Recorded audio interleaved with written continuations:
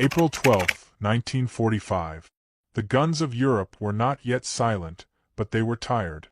Across southern Germany, April sunlight filtered through the gray smoke of dying towns. Fields that had once been green now lay crosshatched with tank tracks and frozen craters. The war had entered its last, shuddering act, and the world seemed to hold its breath. American columns of the 7th Army advanced past the ruins of Nuremberg, their engines humming like a tired heartbeat. They had seen every kind of horror: burned convoys, starving civilians, soldiers who still fought for a cause already buried, and yet, nothing prepared them for what they found next. On the outskirts of a small Bavarian village named Schweig, a schoolhouse stood half-collapsed. Smoke curled from its roof, and the church bell nearby had melted into a lump of bronze. A squad of American infantry approached cautiously, rifles raised, their boots crunching on glass and chalk dust. They expected an ambush, maybe one last fanatical stand from the Hitler Youth. Instead, they heard crying. Not the sharp cry of wounded men, but the thin, desperate sound of babies. Inside, the walls were lined with cots made from broken desks. Sheets hung like surrender flags. And there, amid the rubble and the smell of disinfectant and burned plaster, a dozen young women in soiled nurse uniforms moved like ghosts.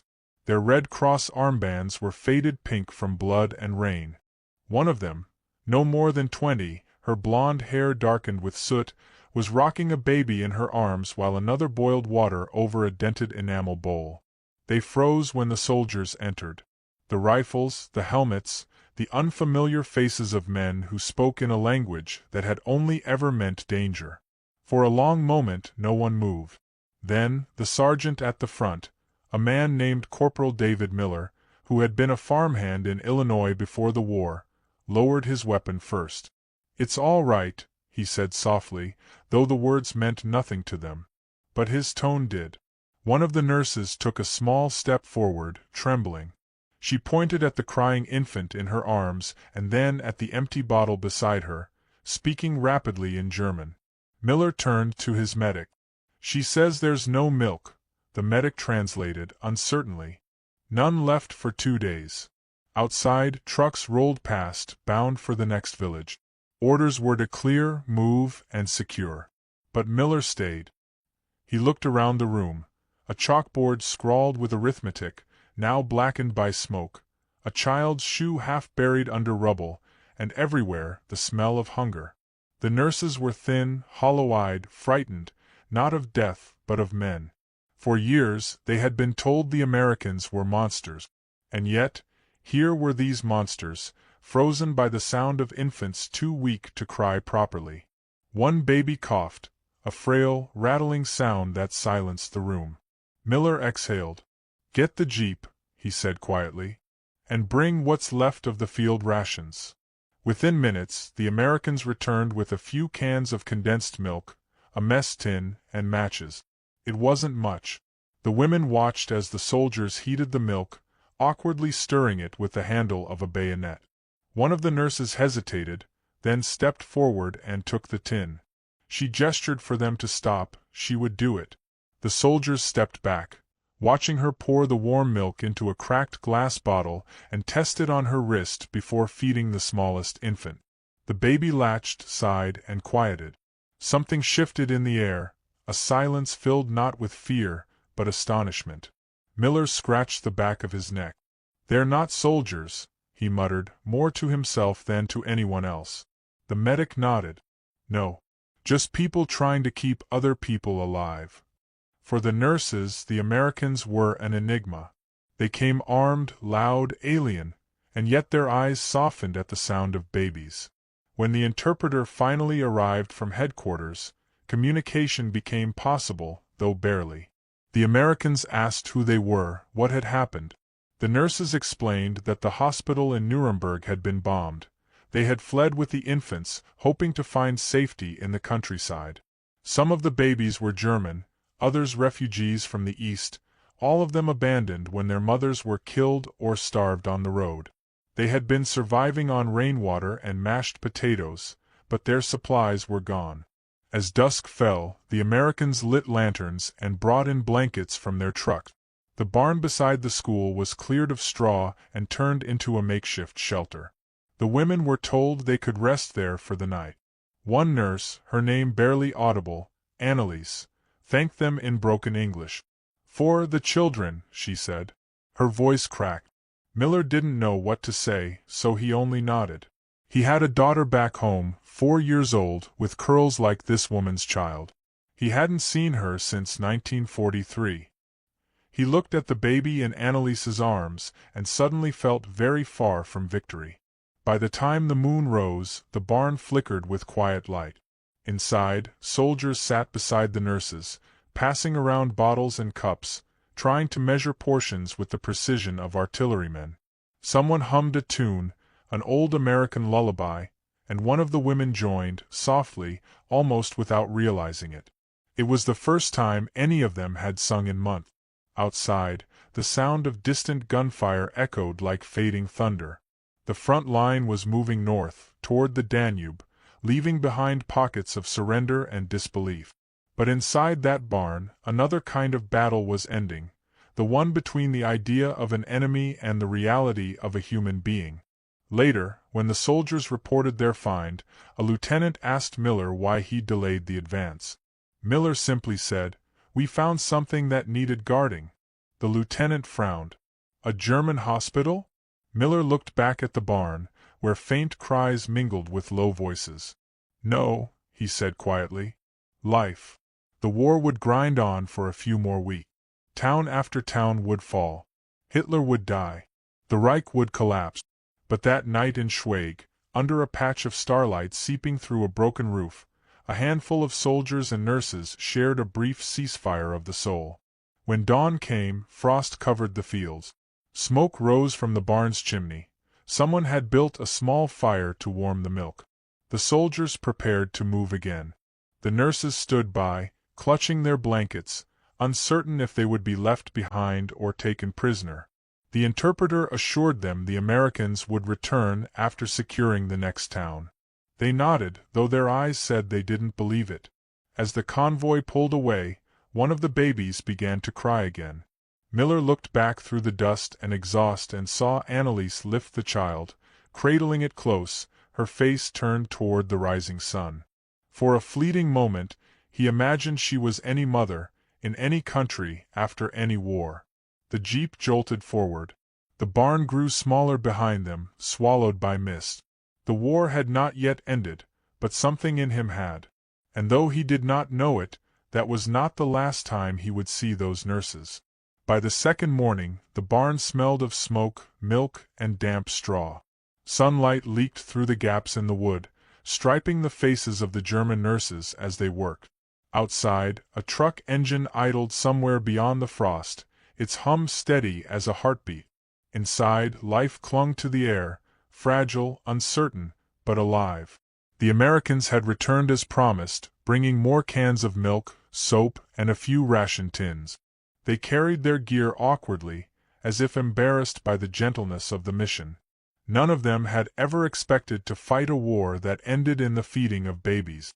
The barn had once held cattle. Now it held 23 infants wrapped in blankets torn from army tents. Some were orphans from bomb trains, others born to mothers who had died on the road. The nurses knew each face, each faint whimper, each shallow breath. They moved quietly between the cots, sleeves rolled to the elbow, hair tied back with scraps of gauze. Their hands were raw and red from scrubbing bottles in cold water, yet their movements carried a rhythm, the small discipline of people who refuse to surrender to chaos. Corporal David Miller entered with the medic and interpreter, stamping snow from his boots. "Morning," he said, though it sounded like a question. The interpreter repeated it in German. One of the nurses, Annalise, nodded, barely glancing up. She was feeding a child no bigger than a loaf of bread. The baby's eyes fluttered, blue and unsure. Miller hesitated, then set a box of supplies near her feet. "More milk," he said. "From Nuremberg base." The interpreter translated, and Annalise murmured a simple "Danke." It struck him how natural that word sounded in this place, so far from the world that had taught them to hate each other. He watched as she tilted the bottle, careful not to spill a drop. Around her, the other nurses whispered in low tones, half German, half lullaby. The air was warmer now. The Americans had repaired the stove, rigging it with spare parts from a Jeep engine. The soldiers had even scrounged tin cups and set up a system of turns. Nurses fed the babies, soldiers fetched water, someone kept the fire burning. The absurdity of it didn't escape anyone. "Guess this is one way to win hearts and minds," one private muttered, earning a glare from the medic. The interpreter, a young man from New York who spoke halting German, tried to bridge the silence. He asked the nurses about their work, their homes, their training. Most avoided answering, unsure of the purpose. Finally, Anneliese said softly, "We are Red Cross. No politics. Only blood and crying." Miller understood without translation.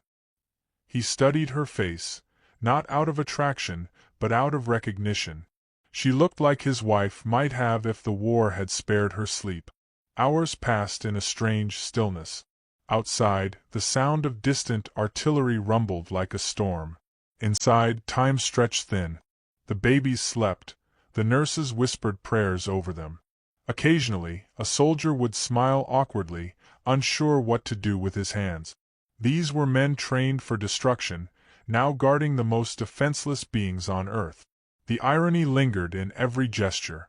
In the corner, one of the younger nurses, Greta, accidentally spilled a pot of milk. It hissed as it hit the hot stove. She gasped and began to cry, overwhelmed by exhaustion. Without thinking, Miller knelt beside her, patting her shoulder awkwardly. "It's okay," he said. She didn't understand the words, but she felt the tone. She covered her face, whispering, "Es ist alles verloren." The interpreter translated softly, "She says everything is lost." Miller looked around. The cots, the shivering infants, the women who refused to stop working, and shook his head. "Not everything," he said quietly. By evening, snow began to fall again. The barn glowed from the inside, lanterns hung from nails, the light flickering over tired faces. The nurses had begun to trust the soldiers enough to let them hold the babies. There was laughter now, small and uncertain, but real. One medic, O'Hara, from Boston, was trying to rock a child in his massive arms. The baby screamed, and the nurses laughed for the first time since the war began. He grinned sheepishly. "Guess I'm better at fixing men than feeding 'em," he said. Anneliese reached over and adjusted his hold, showing him how to support the neck. When the baby finally quieted, she said something in German that needed no translation. Gentle. Later, as they ate from shared tins of stew, conversation bloomed like cautious spring. The interpreter translated jokes, half understood but enough to draw smiles. The nurses learned the Americans' names. Miller, O'Hara, Jameson, Reed, and the men learned theirs. For a few hours there were no sides, no flags, no orders. Only exhaustion and the small, sustaining warmth of company. Yet outside that circle of light the world still burned. A passing patrol brought news. Surrender rumors, refugees, stray gunfire on the roads. The lieutenant who visited frowned at what he saw. "We can't stay here," he told Miller. "HQ wants all civilians moved by dawn." Miller protested, "They're nurses, sir." "The babies." But the officer cut him off. "Orders. We move them to the main camp tomorrow. Don't get attached." That night Miller couldn't sleep. The barn creaked in the wind. He sat near the door, rifle across his knees, listening to the quiet breathing inside. The babies made small sounds, snuffles, sighs, hiccups, and each one felt heavier than the silence between gunshots. He thought of his daughter again, her photograph folded in his jacket pocket, edges worn white. War had taken nearly everything from him: friends, sleep, the simple idea of peace. Yet here, among people he'd been taught to despise, he'd found something startlingly close to it. Anneliese woke and approached quietly, wrapping a shawl around her shoulders. She pointed at the fire, then at him. "You cold?" she asked, her accent heavy but earnest. He smiled faintly. "A little." She hesitated, then added, "Tomorrow we go?" He nodded. Orders. Her expression didn't change, but her shoulders seemed to shrink inward. Baby's safe? She asked. He looked into the fire for a long time before answering. I'll make sure of it. She nodded once and returned to her cot. When she lay down, she hummed a lullaby so soft he could barely hear it. The words were foreign, but the melody reminded him of home. Before dawn, snow covered everything again. The lieutenant's trucks arrived, headlights cutting through the fog. The nurses gathered their few belongings, bundles of cloth, makeshift bottles, bits of food. The babies were loaded carefully into crates lined with straw.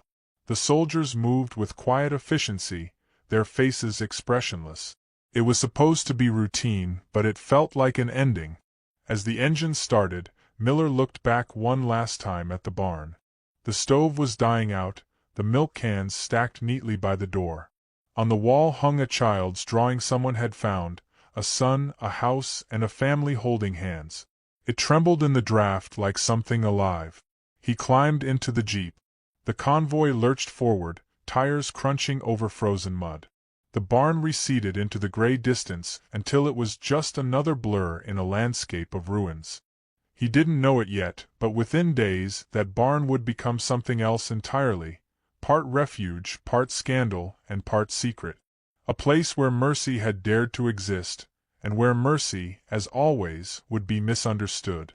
The convoy reached the outskirts of Ansbach by noon, crawling through a world that looked half dead, half waiting to be reborn. The fields were pocked with shell holes, the trees stripped bare. Smoke drifted from the chimneys of houses that no longer had walls. The war was ending, but no one could yet name what was taking its place. Inside the trucks, the German nurses sat in silence, each clutching an infant, each face caught between fear and disbelief. The Americans escorting them said little. They were soldiers, not shepherds, and this strange mission, to protect their former enemies, felt like stepping off the map of what war was supposed to mean. They arrived at a requisitioned monastery on the hill outside town. Its courtyard was muddy from melted snow, and a white flag hung limp from a window. Inside, American medics had set up cots and tables. The air smelled of iodine, hay, and diesel. The women were ushered into one wing. The soldiers took the other. An uneasy peace settled in. No one quite knew who was prisoner and who was guest. Corporal Miller worked beside the medics all afternoon, setting up sanitation stations and unloading supplies. Every so often he'd glance toward the doorway where the nurses stood in their gray uniforms, waiting for direction. The interpreter struggled to translate the new orders. They were to remain under protective custody until the front stabilized. Anneliese listened carefully, her eyes steady. She asked if they would be allowed to continue caring for the babies. When the interpreter nodded, she seemed to exhale for the first time in hours. "Then we stay," she said quietly. Word of their presence spread quickly through the nearby villages. Locals came to the gates, some begging for food, others demanding to know why the Americans were protecting German women. An old man shouted that traitors should be punished, not sheltered. A young girl threw a stone that clattered harmlessly against the gatepost. Fear had twisted everything. Compassion itself was now suspect. Inside the monastery, suspicion also simmered among the soldiers. A few grumbled that it wasn't their job to play nursemaid. "Next thing you know," one said, "we'll be knitting socks for the SS." Miller ignored it, but the tension was there, quiet, corrosive. That night, over rations, O'Hara muttered, "Feels wrong, doesn't it? Feeding the same folks who cheered while we bled in the Ardennes." Miller didn't look up. "Yeah," he said. "Feels right too." The following morning, the babies began to fall ill, diarrhea, fever, coughing fits. The medics panicked. They had antibiotics, but no one knew the proper dosages for infants. The German nurses took over, moving with the confidence of experience. They boiled water, sterilized bottles, soothed the children through the night. Miller watched them work, saw how exhaustion and instinct wove together into grace.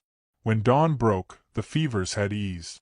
"They saved them," he said quietly to the lieutenant. The officer shrugged, unwilling to admit what both men knew.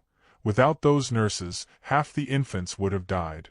Later that day, a visiting army photographer arrived to document civilian relief.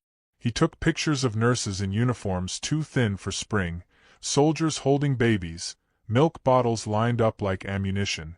He tried to stage the shots, "Smile, sweetheart." But the women wouldn't. Their eyes carried too much weight. The flashbulb burst, and for a heartbeat the room glowed with unreal brightness. Enemies caught in the same frame, neither victorious nor defeated, only human. That photograph, though no one realized it then, would later become evidence in an argument no one wanted to have, about what mercy meant when the ink of surrender was still wet. As the days passed, life inside the monastery developed its own rhythm. The nurses and soldiers began to share tasks, meals, even joke. The interpreter taught the women English words: blanket, baby, friend. In return, they taught him lullabies. Yet the fragile calm outside grew restless. German civilians, some starving, some still loyal to a dead regime, watched through the gate. Rumors spread. The Americans were consorting with war brides, rewarding those who served the enemy's cause. A few even claimed the soldiers were fathering the children they protected. One afternoon, as Miller was carrying supplies from the truck, he found graffiti scrawled across the monastery wall, "Feeding the enemy." The letters were crude, scratched in coal. He stared at them for a long time before scrubbing them away with his sleeve. But that night, he couldn't sleep. The idea gnawed at him. He had come here to fight tyranny, to end suffering. Yet here he was, accused of treason for choosing compassion. That same night, an American major from headquarters arrived unannounced. His uniform was crisp, his boots spotless. He demanded to inspect the civilian quarters. The nurses stood at attention, frightened. The major moved through the rows of cots with a clipboard, noting every irregularity. He stopped when he reached Annalise, who was cradling a child. "Who authorized this?" he snapped. Miller stepped forward. "I did, sir. They're feeding the orphans." The major's eyes narrowed.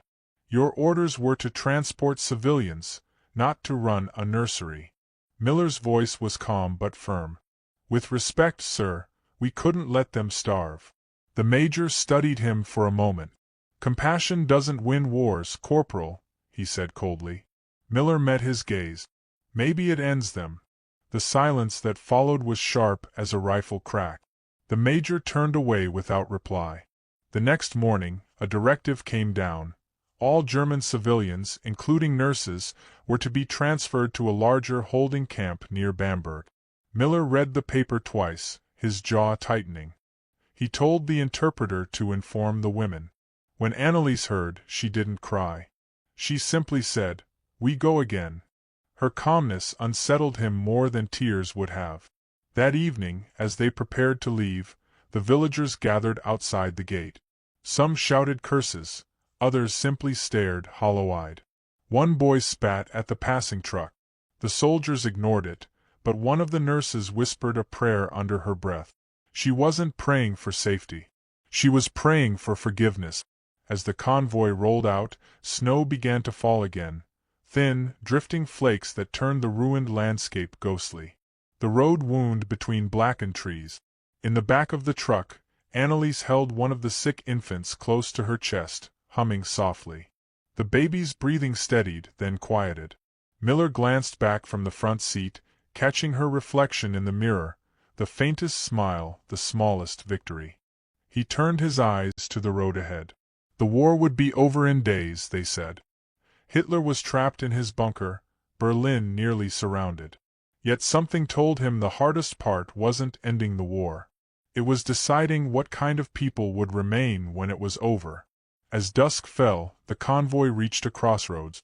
To the left lay Bamberg and bureaucracy. To the right, a smaller road wound toward the forest, where the map showed nothing at all. The lieutenant ordered them left.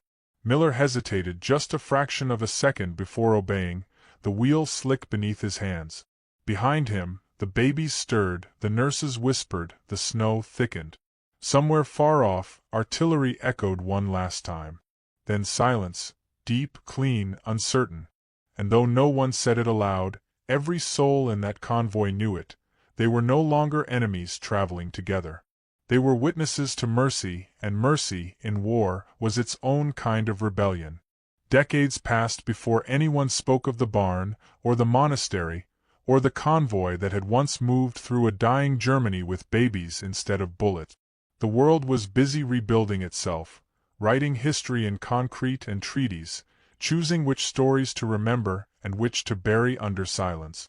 The photographs slept too, sealed in an army archive, their labels faded, their subjects anonymous. It wasn't until the spring of 1971 that someone opened the box.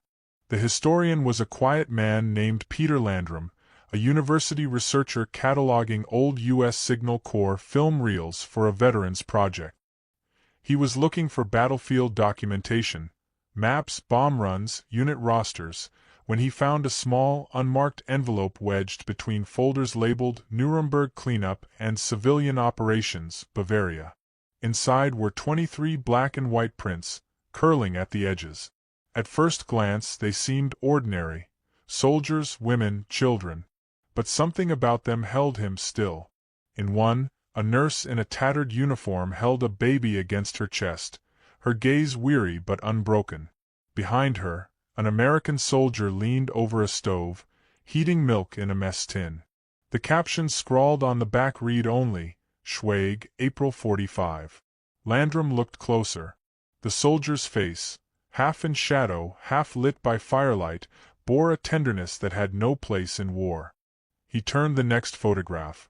A row of cots, infants swaddled in makeshift blankets, nurses bent like saints over their charges. A faint American flag hung behind them, tacked to a splintered beam. He felt a shiver. It wasn't the kind of image history liked to keep. There was no triumph here, no surrender, no flag raising. Only mercy. And mercy, he thought, was the one thing war had no language for. Landrum traced the photo number to an army inventory and eventually to a veteran's name, Corporal David Miller, 7th U.S. Army Medical Division. The record said he'd been honorably discharged in 1946, returned to Illinois, and died in 1959 of heart failure. No mention of the photographs, no citation. Just a file that ended in silence. But inside that silence, something waited. Months later, Landrum tracked down a surviving German nurse listed in post-war Red Cross correspondence. Her name was Anneliese Schreiber, age 83, living in Munich. When he arrived, she greeted him at her door, small and bright-eyed, her hands trembling slightly from age, not nerves. On her mantel stood framed photographs of grandchildren and a faded Red Cross pin. He told her what he had found. For a long time, she said nothing. Then she smiled, softly, like someone remembering sunlight through snow. They asked us to feed them, she said. Her English was slow but clear. Not their soldiers. Their babies. Orphans. So small. So many. She led him to a drawer filled with old letters and papers tied with ribbon. Among them was a photo identical to one of Landrum's prints. The same barn, the same stove, the same woman holding the same child. But this one had a note written in careful script. To the kind Americans who forgot we were enemies. Landrum listened as she spoke. Her memory was uneven, as all memories of war are, but some moments were sharp. She remembered the cold of that spring, the smell of kerosene and milk, the sound of engines rumbling outside the monastery gate. We thought they would arrest us, she said. Instead, they asked us to help. One man, Miller, I think, brought the milk. He looked afraid to touch the children. Then he smiled. I had not seen a smile in years. She laughed quietly, shaking her head. He gave me his gloves before they left. Said I'd need them more. I did. For a while, they sat in silence, the ticking clock loud between them. Landrum felt something shift, a realization that history, for all its grandeur, was made of gestures so small they almost disappeared. Why did no one ever tell this story? He asked. Anneliese looked toward the window, where the Munich traffic glimmered under rain. "Because it was not victory," she said. "And no one wants to remember kindness when there was so much shame." That night, in his hotel room, Landrum spread the photographs across his bed. He thought of all the narratives built on fire and destruction, and how this one, quiet, domestic, humane, had been left behind. He wrote late into the night, piecing together unit records, diaries, and interviews. The next morning, he sent a letter to the U.S. National Archives, requesting permission to publish the images in an academic journal. The reply came months later, approval granted, pending clearance. The photographs would finally be seen. When the article appeared the following year under the title Mercy Among Enemies, The Nurses of Schweig, 1945, it caused only a brief ripple in the academic world, but a deeper wave among veterans and civilians who stumbled upon it. Letters arrived from former medics who remembered a barn somewhere near Nuremberg, from German women who said their mothers had whispered stories of Amerikaner who gave us milk. None could say precisely where or when, but all spoke of the same astonishment, compassion appearing where it had no reason to exist. In the end, Landrum's piece became more than a footnote. A small museum exhibit followed, just one room, modestly lit. The photographs hung in a row, soldiers and nurses, firelight and infants, faces unguarded. Visitors often stopped longest at one particular image, the one of Anneliese feeding the baby while Miller watched from behind her shoulder, his helmet set aside, his expression neither proud nor sorrowful, just human. Beneath it, the caption read, "April 1945, Mercy survives." Anneliese attended the exhibit's opening in a wheelchair. She wore her old Red Cross pin. When asked what she remembered most, she said, "The sound of them breathing. The babies. Each breath was proof we had not destroyed everything." She paused, eyes glistening. And the American who said nothing, but stayed until the milk was warm. Later that evening, as the lights dimmed and visitors trickled out, Landrum found her sitting alone before the photographs. She was humming under her breath, a melody faint and broken. He recognized it from a note in Miller's field journal he'd found weeks earlier, a German lullaby. "Don't know the words, but it stays with me." The historian left her there, a silhouette among ghosts, the room glowing with the faint silver of captured mercy. Outside, night settled over Munich like ash and forgiveness intertwined. Years later, schoolchildren on museum tours would point to the photos and ask their teachers, were they friends? The teachers, perhaps wiser than historians, would smile gently and say, for one moment, they remembered how to be. History rarely spares room for moments like these. It counts victories, not tenderness, flags, not hands. But in those forgotten photographs, time itself seemed to pause, to remind whoever looked closely enough that even in humanity's darkest hour, someone still chose light. And somewhere, perhaps beneath the rubble of that old Bavarian barn, a single nail still rusted in the beam where an American flag once hung, marking the place where enemies had fed the same children, and for a breath of history, forgot the meaning of war.